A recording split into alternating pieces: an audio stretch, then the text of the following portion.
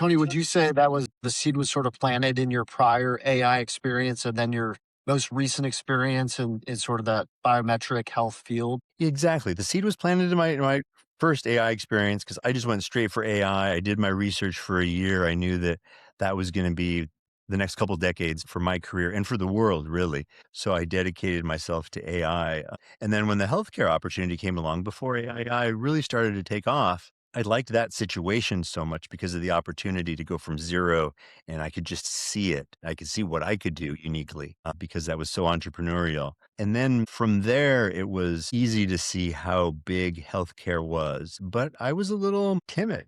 I had not grown up in healthcare, biopharma, selling to hospitals, those kind of things. So I tend to stay away from the traditional hospital sale type of or the pharma biz dev licensing that some people do and stick more to fitness and AI. This is where the explosion in wearable technology and the AI there, and also the sudden and I think it's going to be sustained engagement of people with their own health outcomes. This past 2 years, I've just seen so many people using so much data. I mean, I've got two wearables here because I'm doing an A/B test on with a Fitbit, a Google Fitbit, and then the Whoop, seeing which one is better and how accurate they are. There's so much that can be done. And then I started running Ironman triathlons in 2019 too, about the same time. So I was like, oh, great. This is going to be perfect. I'm going to get to combine my love of fitness with an actual career in AI.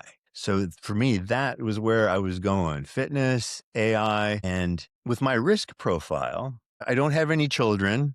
I keep it lean and flexible. I feel like I'm still in the military and I can take a sea bag and deploy anywhere in a day with all my things and be effective. And I've done this before for consulting gigs where I'll take the next plane out and I'll drop right into a company and do something there. I have that same kind of attitude with startups. I can start a company right away with that mentality and figure out what I don't know and feel confident that I can learn it or that I have friends now that can help me learn it. And now, of course, gosh, you can learn anything on YouTube, and especially with the LLMs out there like Claude or ChatGPT. So there's so many tools available. It's scary almost because other people can learn it really fast, maybe even faster. So there's a competitive element now that there wasn't.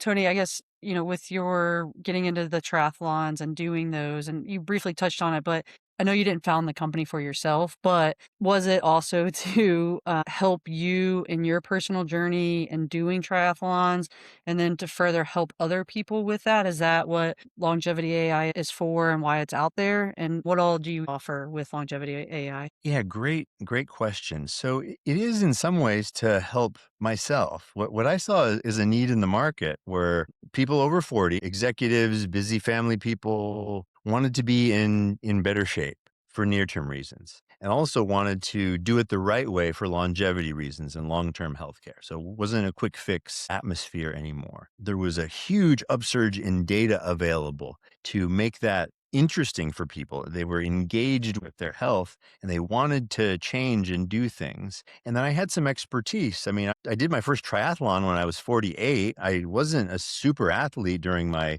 20s, 30s, and 40s because I was working so hard and on planes. And I'd been just like any other executive where you're tired. You don't have time to go to the gym and you're traveling and not eating well. So I've been through that cycle and a lot of people ask me questions. People were always asking me, hey, tell me about my health or what should I be eating? What should I be taking? What should I be working out? So I started to mentor a lot of people. I started to film my workouts and post those and I got a lot of interest. So I knew that I could help people that way.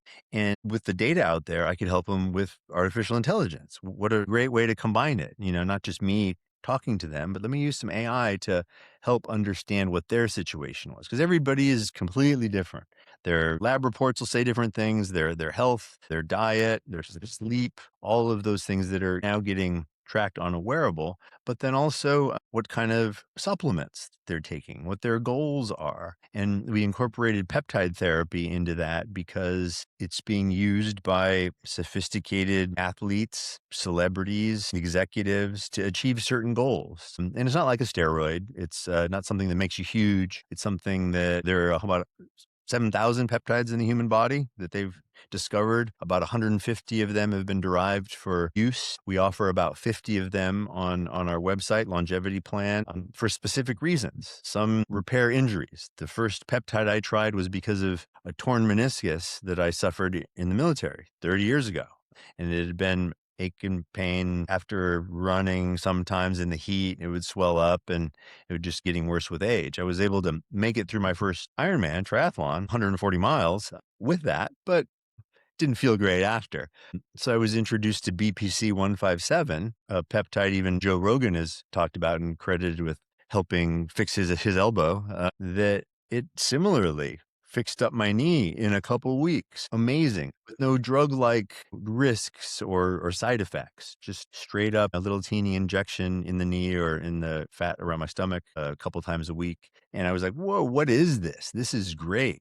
This is natural, sort of. It's certainly not a steroid that's going to have all kinds of side effects, and it's not a drug that I have to worry about the risks. So I learned more. I liked geeking out on the science. I learned some more about that, and I had inflammation. I was hit by a car while I was cycling, training for my first Ironman. Separated my right shoulder completely, 3rd-degree separation. And inflammation, injuries were all over the place. So I started repairing myself with peptides and learning along the way that there were some things that helped my skin and my hair, helped me lose some weight. 13 weeks ago, I was 40 pounds heavier than I am now. I mean, now I'm back in Ironman shape again at 180. I was up to 220.